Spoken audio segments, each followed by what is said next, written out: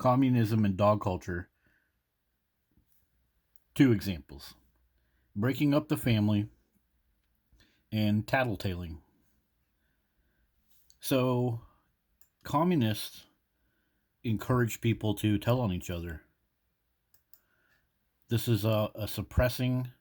This is for suppressing dissent, and it helped ensure loyalty to the state and its ideology. There's lots of examples of this throughout history. That's basically telling on your neighbor if they weren't following whatever the communist regime said you were supposed to do. And that's the same thing with dog culture.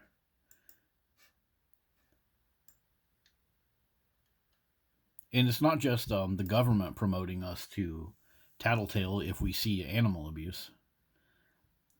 This happens everywhere. Like Facebook, for example. Let's say that you're in a hiking group and you mention that you're getting tired of seeing all the dog poop bags on the trail.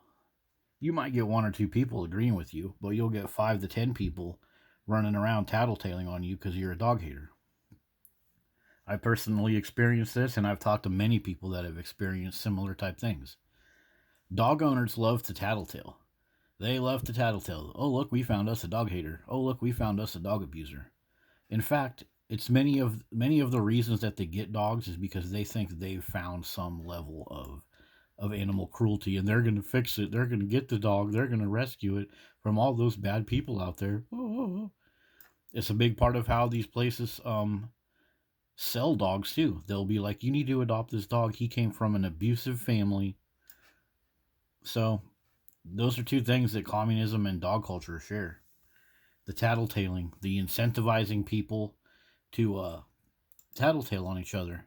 And dog owners will embellish their story. So when it comes to the loyalty to the state and suppressing dissent, that's a big part of why dog culture does this.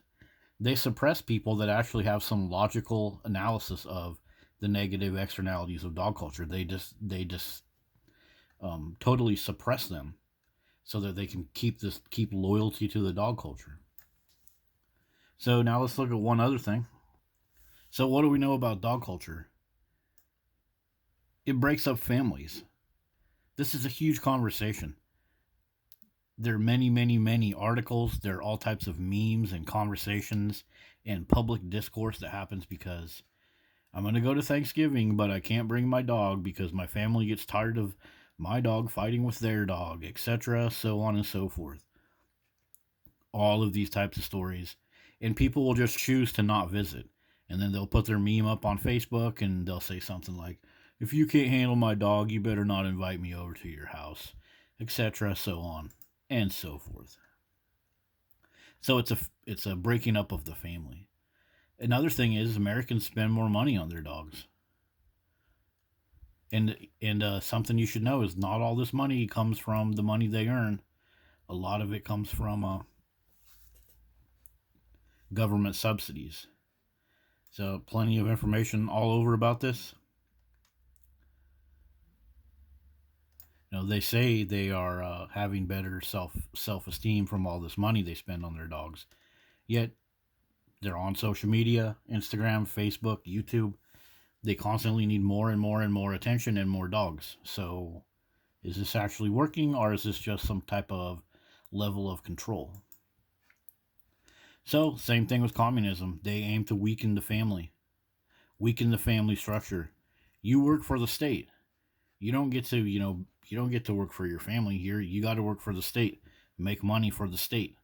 And what right now is the state? It's the state of dog worship. Our country is in a state of dog worship. Plenty of information about this. People actually admit it. I would rather have a dog. I'd rather get a dog than a baby because they think it's going to be cheaper or something. Yet they end up going broke with all these vet bills, and what happens when they go broke with the vet bills from having all these dogs? Guess what happens? The government has to step in and save them. So again, this more government control.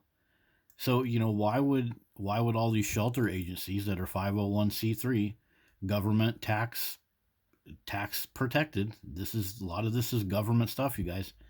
Why would they want you to have dogs? Well, they can come in and freaking bail you out. Makes you dependent on the government. The more of these dogs you have instead of children, the more you're dependent on the government. And so those are two things that communism and dog ownership share. They encourage you to report on others. You're not treating your dog right. They hurt the dog. I seen a guy that doesn't like dogs. Go tattletale on him. Same thing. Same thing with dog culture.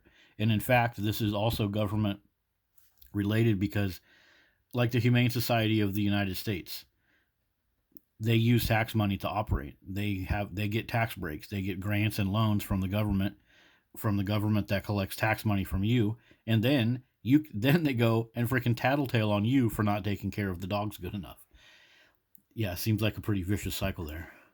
But there you have it. Two obvious and easily provable and studyable and readable. Like, you don't have to go far to look any of this stuff up. Things that connect dog culture to communism. It's all about control. And one thing about this, according to Wikipedia and London School of Economics, um, notice what it says is the family ties became stronger because eventually people realized they needed their family to help them or whatever. And so dog culture is actually using a tactic, in my opinion. The people that push dog culture, these are communist, anti-life people. Dogs do not make our life better. So people that are pushing dog culture, whether they're communist or not, they're aware of this little fact right here, this little thing. And so what they've done to push through that is replace your family with dogs. Because remember, they call dogs family. So as they break your family up with humans, you normally would be like, wait a minute, I need more human connection. I'm not doing good. The government's breaking me up. But what they've done is they replaced the humans with these freaking mutts, and the death and destruction and poverty and needing government assistance all the time approves this thesis to be very viable. Thanks for watching.